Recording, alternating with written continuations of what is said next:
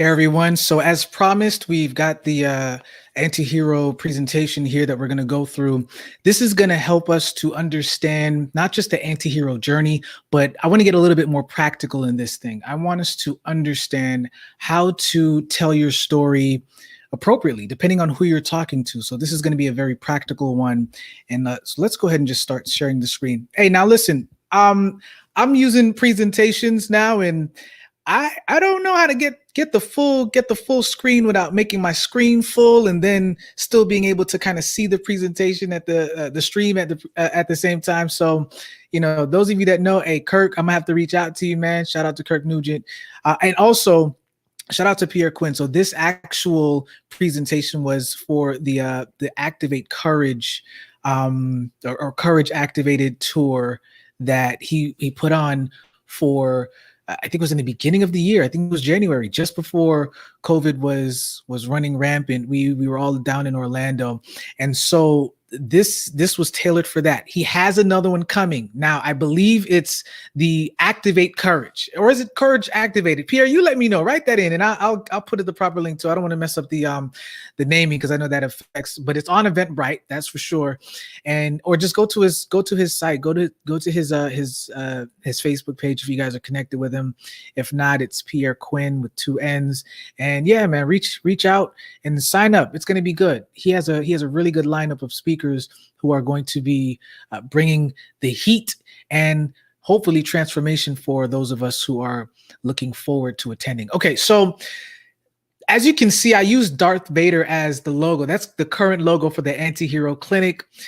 If y'all don't know, Darth Vader actually was not a villain. He was an anti-hero. So remember, anti-heroes are individuals who are still in this case, it's kind of tricky in this one, right? Because he wasn't the protagonist of the story. Luke Skywalker was, in the 6-part series. But the point is, the anti-hero is the person who is typically the protagonist, and they do or accomplish things in an untraditional way. Man, Darth Vader had a mission, but the way that he was trying to control and trying to rule was it was ratchet, man. It was out of control. So what he ended up doing, though, at the very end of his life, is he actually shifted from becoming this villain, villain character into an actual hero. He actually saved Luke's life. Crazy, right? So anyway, for those of you that don't know, you got to watch the rest, watch the entire Star Wars series. I think you probably only need to watch the last 3, because the first, it came out in episode 3, 4, 5, or is it 4, 5, 6 came out first, and then 1, 2, and 3 came out second, and that's because of the technology. George Lucas was really working with the technology of the day, so very interesting. Anyway, that's why I have the Darth Vader mask there. It's royalty free, so I figured I could use it. I don't know if there's any trademark issues. Lawyers out there, y'all let me know what. If we wrestling with anything right now. I do have an original logo that I had since 2012, 2011, and I might go back to that one, but that's neither here nor there. All right.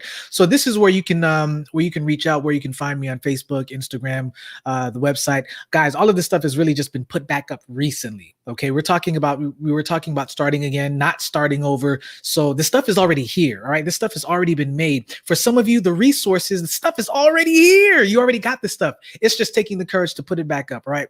Okay. So let's go ahead and move forward. I'm going to have to move the screen over, it looks like, without trying to squeeze in. So I'm not going to see. So I just have to be by faith hope that everything is going to work out, because I don't got the double screen boy yet. So y'all just work with me here. Okay. And I probably won't also be able to see the comments. So this is what we're talking about today, the anti-hero's journey of how to share your story the right way. There is a right way and there is a wrong way. And this is typically how it goes. So once upon a time, you were admired. People looked up to you. You were called to do something great. You still are. You had a gift. You still do. But you got selfish, and you used your gift for the ability to control others. You used it for manipulation, and people got hurt in the process, until one day you got caught. Now, it doesn't necessarily mean it was something that you were doing under wraps and then it blew up. It could be you just did it out in the open and somebody just finally decided to call you out on it. So this is what happened. You were humiliated. You found a place where you knew you'd be accepted. So you tried to run from it, right? And it was where you could hit the reset button. That's where you wanted to be. That's where you wanted to go. Kind of a place of respite. For a lot of people, that could be home. It could be a different country. But soon after you settled in, something followed you. No matter where you went, it was always there. It was lurking. You know what that thing was? That's right, guys. It was your past. It is your past. For a lot of you, it still is the case. It drove you to paranoia. This is what your past can do if you don't deal with it. It can drive you to self-doubt, to isolation and depression. And so now, time has passed. It could be a month, could be years. And over coffee, a friend asks you, hey, whatever happened to XYZ? How have you been? Like, what's going on? And you take a deep breath because you want to, be able to finally just share with somebody what has been just going on in your life. And so you share your story. But there's a huge problem.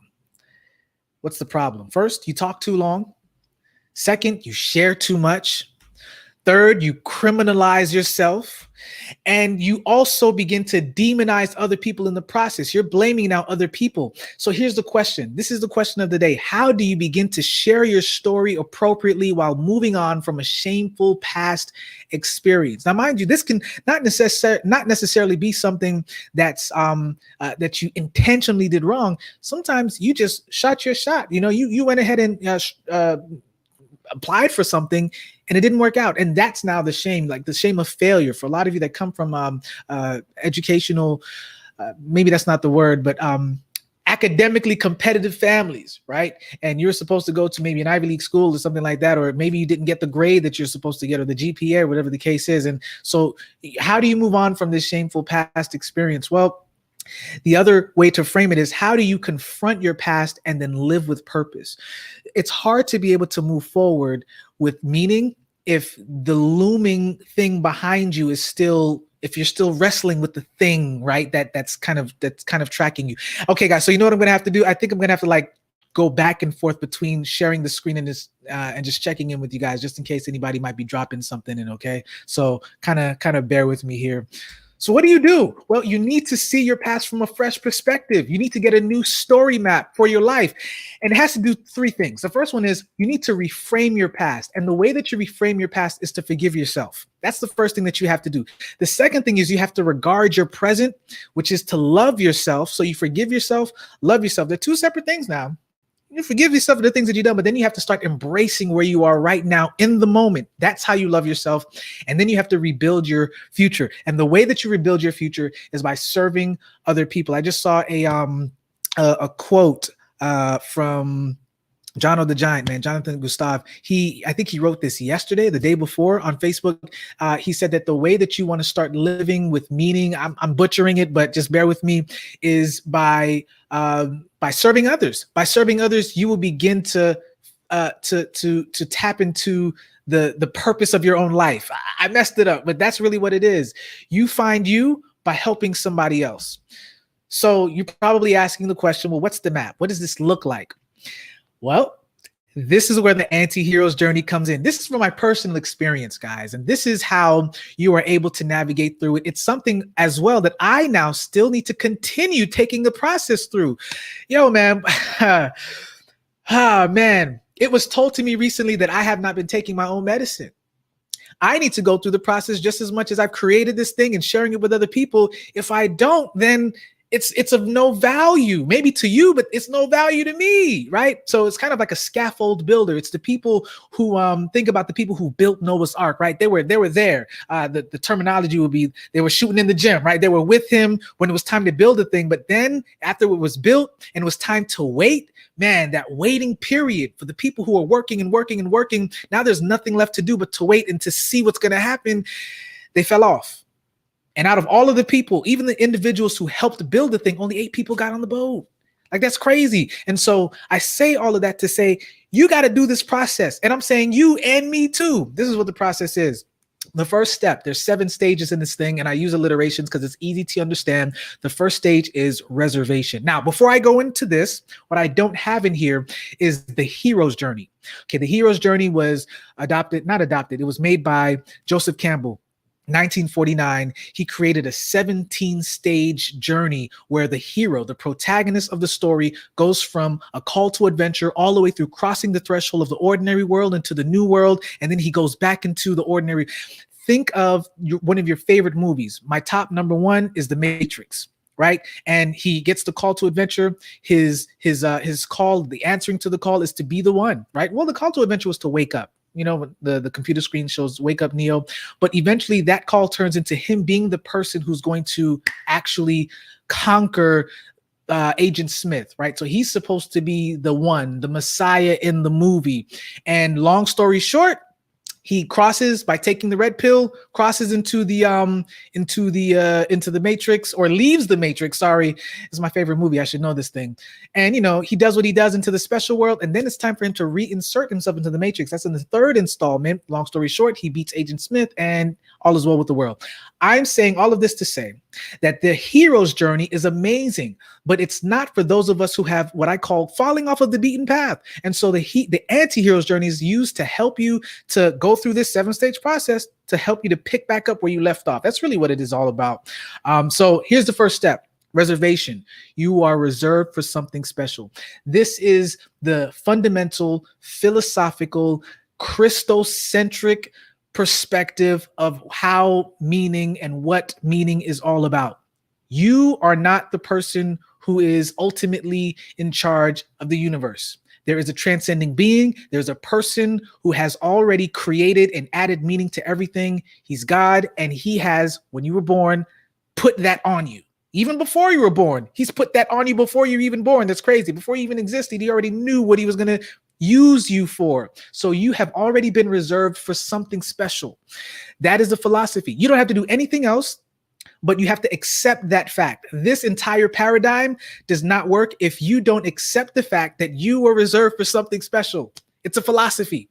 Okay. Now, do you have to be a Christian? No, but my paradigm here is based on the biblical narrative of Samson. And if you read from Judges 14 and onward, and maybe even Judges 13 and onward, I think it's 13 to 16, you find out that before he was even born, he was given, his parents were given the instructions of this is something that's going to happen. This is who your child is going to be and what he's going to do. He's going to begin to deliver the people of Israel.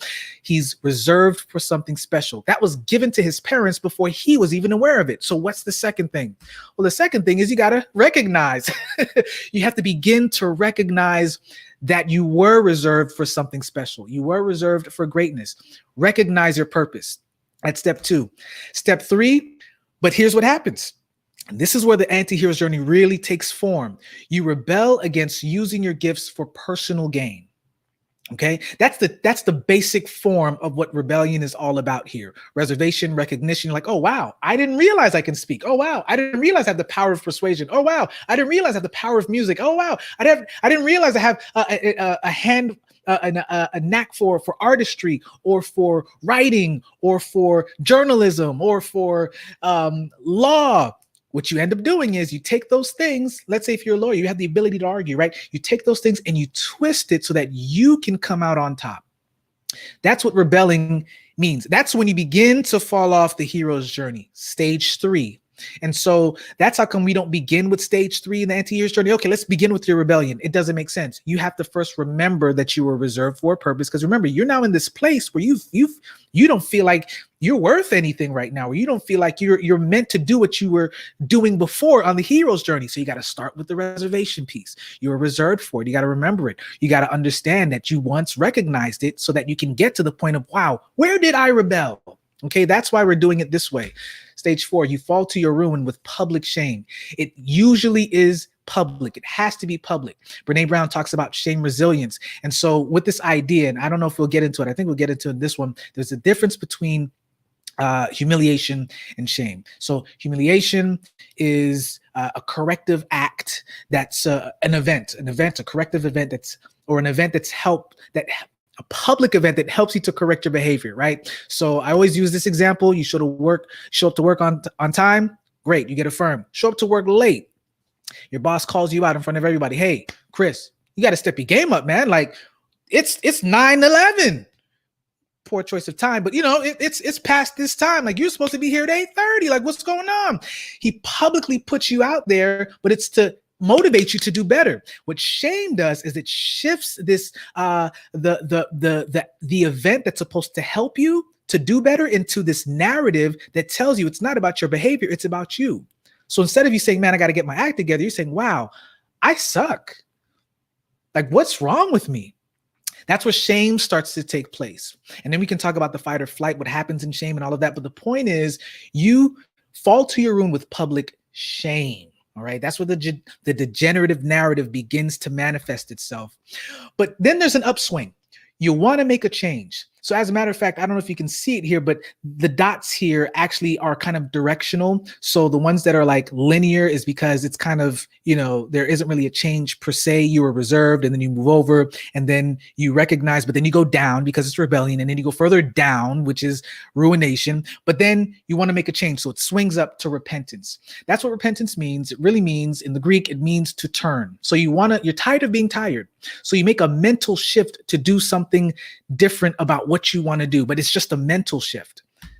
Stage 6 is repositioning. This is where you now take the practical steps to turn around. And that's one of the things that we're going to do today, is talk about practically how it is that you can turn your story into an appropriate way based on who you're talking with to actually talk about your experiences.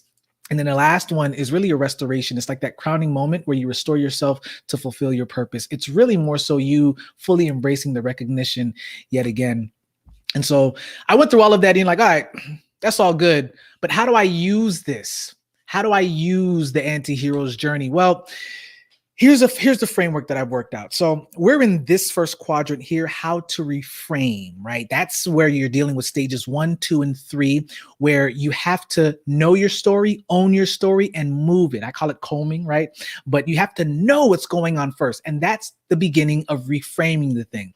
Now, guys, this is something that I definitely am now, because I'm beginning again myself.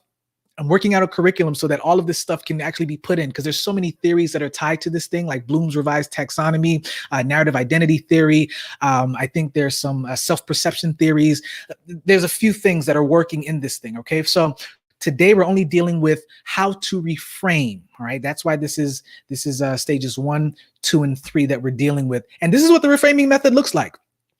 You start with your major incident, you ask what happened with the details, and then you got the key settings, the key activities, which deals with stage 1 of your reservation, understanding what your purpose is. And then you pick an area of what that includes. Where did you recognize it? When did you first realize it? And then you pick out key events that have happened. And then stage 3 is, what was the first step that you did towards rebelling? Okay. Now that's a lot of boxes. It's a lot going on. So here's the main focus, guys. The first one is your major incident. Remember your mistake. Stage 1 is where you remember your purpose. That's the reservation. Stage 2 is where you remember your awareness. A lot of us can remember the moment that we had that aha, wow, I got it. This is what I'm supposed to do. As a matter of fact, I can remember that about 6 years ago. And, I wrestle with this, and I wrestle saying with this publicly, but I remember when I came across this, not came across it, but actually was doing the work with this. I said, this is what I want to do for the rest of my life. I actually said that. Now, when I say that, I'm like, I don't know, ain't no money in doing something like that. But says who? People do this kind of stuff all the time. But, priorities shift, responsibilities take over, and you start to say, this isn't as important as I thought it once was, but it still is. Okay, so you remember your awareness. Number 3, remember your behavior. That's where stage 3 comes in. And then you reframe the incident by remembering, or you reframing everything that you've remembered. So this is all remember. And then the last part is reframe all of that. Change, reinterpret all of that. And that's how you make the first shift. So let's look at your major incident. Your major incident is by doing this. This is practical now. You can't pause this and do it, so you might have to wait till the rebroadcast, but explain in your own words what happened and write it down. Your major incident is like the event that put you on blast, the public shaming event, or the mistake, or the event that made you feel as if, man, I really dropped the ball. Man, I don't think that I'm worth the purpose that I was supposed to do, or the calling, or the job, or the class, whatever it is. write down your major incident. Okay. That's the first thing that you need to do. Here's the second thing that you're going to do. After you write it down, and you should have a lot of words. If not, that's okay. But typically, if you're recalling everything, you begin to collect the details using what I call story cards. That's for another time. One day we'll work into that. But for right now, you're going to collect all of these details using what I consider story cards. And then what you're going to do is, and this is the framework here, and you can actually do this. Don't worry. One day we'll probably have this on sale or something. This is not a sales pitch or anything. This is just the idea that I had to figure out in our minds. Those of us who think like me, or maybe you don't, but you have to categorize things. So I had this idea of having each deck of cards, and maybe because we're more virtual now than ever, maybe it's not physical cards anymore. Maybe it's actual, an app that you can kind of click through or whatever, and it's probably easier to manage.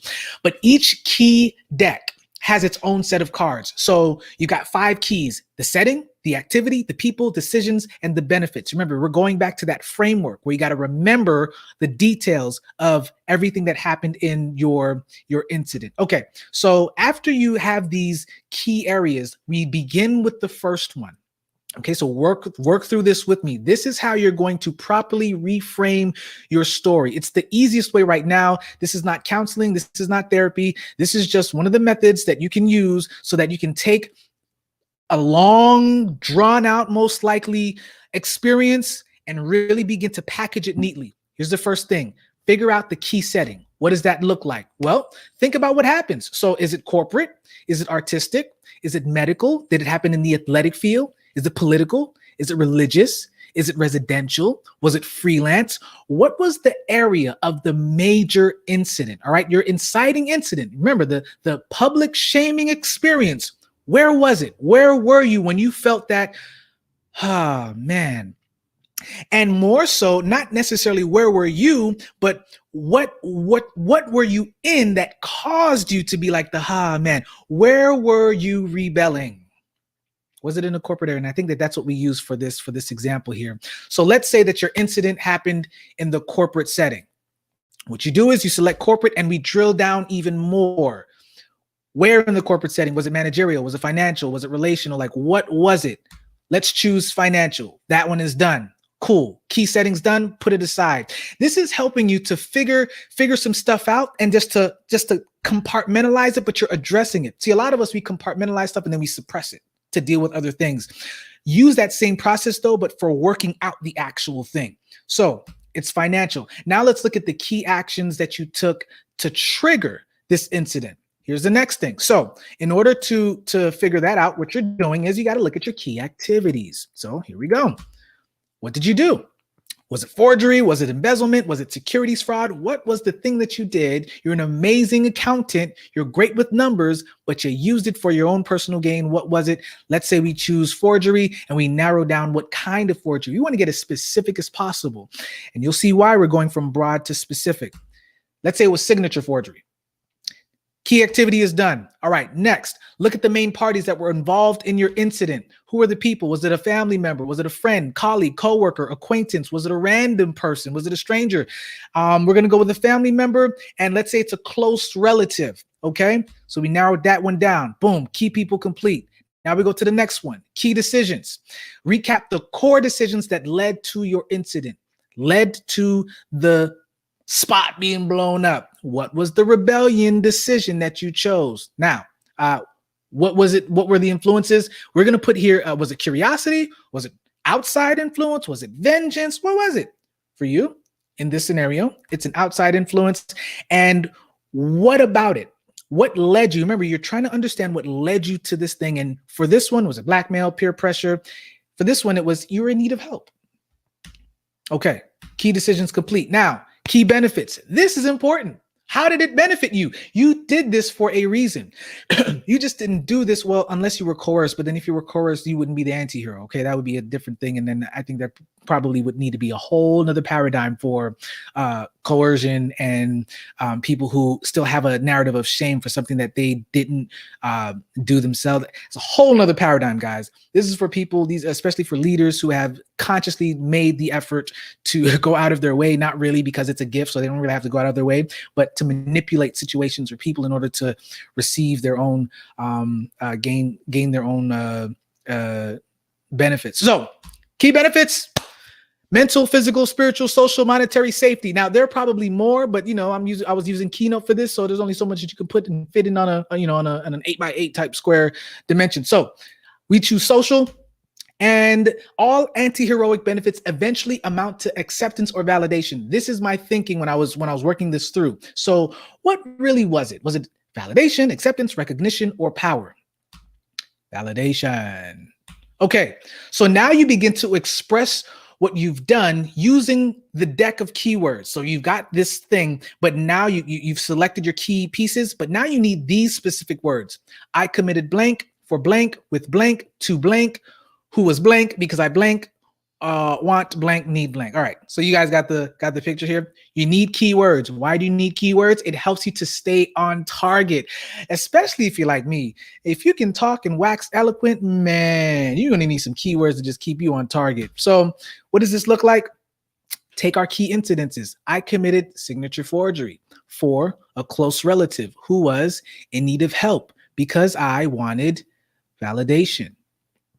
Right, and that's like I'm gonna have it here, want versus need. Here it was, wanted validation. So let's read it together. I committed signature forgery for my uncle who asked me for help because I wanted validation. Now here it is where you can get very specific. You can get very specific where you can even go down to who was a close relative. It was unc. In need of help because he wanted validation. Like, okay, cool. Now take a look. It's a bit more articulate, and compare the 9 set of cards really is what it is versus the entire paragraphs that you probably have written if you actually have to do this. If you choose to do it this way, which I think it's still cathartic to actually do, write it out before you try to shorten it. You got to figure out what you're shortening, right? You get to the point more quickly without dwelling in the past or losing the essence of your story, and you can choose what part of your story to generalize, guys. This is what makes it more appropriate. So if you're talking to somebody that you don't really know, instead of saying I committed signature forgery for, and you can like get very specific. You can go all the way down to a particular name, or maybe to the type of relative, or just say relative, or you can even go down to someone. Listen, I committed signature forgery for someone because I wanted validation. Or you can just stop it. I just committed signature forgery. And somebody's gonna be like, why? Like, well, because I wanted it to benefit me. Because remember, it is a benefit. So you can go as wide or as narrow as necessary. So what you end up doing is you can omit a part altogether if you need to. And the point is this, right? You can kill all of that and just say, I committed signature forgery because I wanted validation. Or you say, I committed a corporate issue, a corporate fraud because I wanted.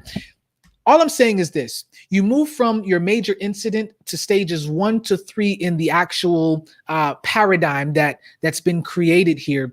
And what you end up doing is you finish with the reframing the incident, where you learn your key lessons. This is important.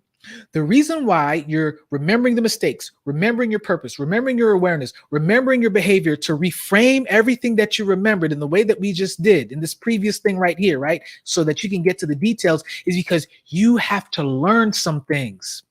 So here's the bird's eye view of the entire reframing process. You circle your pain, right? And I'm using the shapes so that it can actually hopefully stick in your mind a little bit better. So you circle the pain, which means that you're recapturing the moment of humiliation. Then you straighten out the details of the experience. If you take a circle and you kind of squeeze it in just a little bit, you still got the rounded edges. You're not looking to point them just yet, make the corners pointy. You're just straightening it out. So you straighten out the details of the experience, and then you point out the corners, which is the third stage. Your corner motives is what I call this. Point out the cornerstones of your actions. And then you flip the square so that you analyze it from another perspective. And that's what we were doing just now by reframing what would happen. And then you pinpoint the lessons, revealing who you were then. It's important. And that's like I might cut it, because the diamond now is cut into a triangle. There's some things that you now know in your present that you didn't know then, and you can now look back and start talking or start reflecting on, wow, you know what?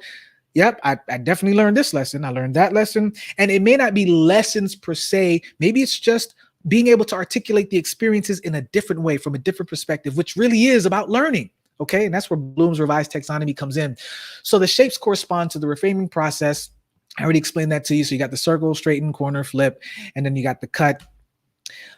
Here's what you end up doing. You accurately confront your past. You effectively share your story. You take ownership of your mistakes. This is a key one. If you don't take ownership of it, you can't forgive it. You can't forgive you, really, not it. You can't forgive yourself, or you can't forgive others that might have been the influence in helping you or making you do whatever it is that you did. And what you end up doing is you streamline your past for truth, and you streamline your past for clarity. Once again, major incident, core details, stage 1, stage 2, stage 3. Remember, that is remembering your purpose, remembering when you became aware of it. Stage 3 is when you actually started to make the decisions to use that purpose, those gifts, which fulfill the purpose of serving others, to serving yourself. And then you start to reframe the incident by getting in. So this was like a caveat that I used when I first created this, to talk about this idea that, I don't know, guys, I would actually get the feedback if this is something that you really think is worth and that's valuable for like the one-on-one. I still don't even know what that looks like. It's probably not even as effective to do any one-on-ones yet, which wouldn't be, and I put down there, it's not therapy, but it's a tailored story framing discussion, because it has to go through enough hands first, I think, to do that and to do some customization. So that's why that was there. But just know that one day, we calling it out, we speaking it out right now, one day this is actually going to be a thing, all right? And here's what it'll include, like the milestone decisions that led to your shaming experience and suggestions on how to move on from that specific situations. These are things that you can do right now, though. You don't have to wait for me. You can do that now. Ideas on how to view this situation from a different perspective, and lessons from the past event to use it as a platform instead of a suppressor. So everything is centered around the 7 stages of the anti-hero's journey. And here's what it looks like in a different way. Actually, it's the same paradigm from before, but just like with different pictures and stuff. And this is what it is. Step 1, step 2, step 3, step 4, step 5, step 6, step 6, step 7. It actually looks like a G. When you trace it, it actually looks like a G. Or perhaps the Fibonacci sequence. Hey, you spend enough time with something, you eventually start getting creative and start seeing things in a different way. So, with a bit of nudging, it kind of looks like the Fibonacci sequence. I'll go through it again, the G, and then it turns down, right? Doesn't it look like it a little bit? Yeah, no, maybe, okay, maybe it's just me. So what's the Fibonacci sequence? It's really math in nature. You can really see it in almost anything. And these are like perfect examples, of math is literally in everything. And it's also in your new journey. So the question would be, if the Fibonacci sequence is kind of like this spiral, is the anti-hero journey a progressive cycle as well? Yes, it can be. Why? Because for every fall that you have, or for every fall that you make, you have the choice to make an even greater comeback. Take a look at how the scale is, where if you drop once and you're like, oh, okay, but if you really drop down, look how huge the spiral is the next time. That's just a beautiful way of saying where sin abounds, grace abounds even more. There's no depth that you can get down where you don't think that God can lift you up and put you back on the path that you're supposed to be on. That's what the anti-hero is about. So in a sense, forever you are crowned the anti-hero, but you're crowned the anti-hero who can now re-enter your hero's journey. This is something that I updated recently, because I used to think that you're supposed to always be the anti-hero for anti-hero's sake. Now, you're supposed to be the anti-hero to be the best of both worlds, learning through the process of personal development and kind of shame resilience to get back into your original hero's journey. Guys, I designed this thing 6 years ago. Outside of that one last slide that I showed you, 6 years ago. And I say this because it's never too late to begin again. I shared this presentation 8 months ago or 10 months ago, I think it is. And even then, where people are like, oh man, you got to do something. We're like, yeah, I know. Yeah, okay, I will. And after a while, man, like you either just got to kill the thing and just be bitter and feel empty for the rest of your life, or you got to do it again. You got to get up and do it again. You just got to start. Man, Leslie had a great post today. He talked about, listen, if he even quit one time and then he said, but I began again. I got back up and now he's 13 years in. I think I don't think it's just blogging now. I think it's like just media in general. Correct me if I'm wrong, Leslie, but like you started, man. And I think that that's the whole point, guys. You start when you have the belief. You have to believe that it's not too late to start over. Start over if you have to. Now, we talked about yesterday, stop starting over, like just do the thing and just keep going. Yes, but if you stopped, now is the best time as any to start again. You got to start. All right. And to start living a life of purpose. I think this is the last slide. The rest is just my contact info there. Listen, guys, antihero.clinic. This is where I'm probably going to do like a Skillshare or a Teachable or probably something that is structured that you can go through at your own pace. And we maybe, we'll be able to have a forum or something like that. Let me switch back over here just in case anybody's writing anything. Does anybody have any questions? Do you guys want to see this, any parts of the slides again or anything? Just let me know. And I'm out. I'm on here. We out here.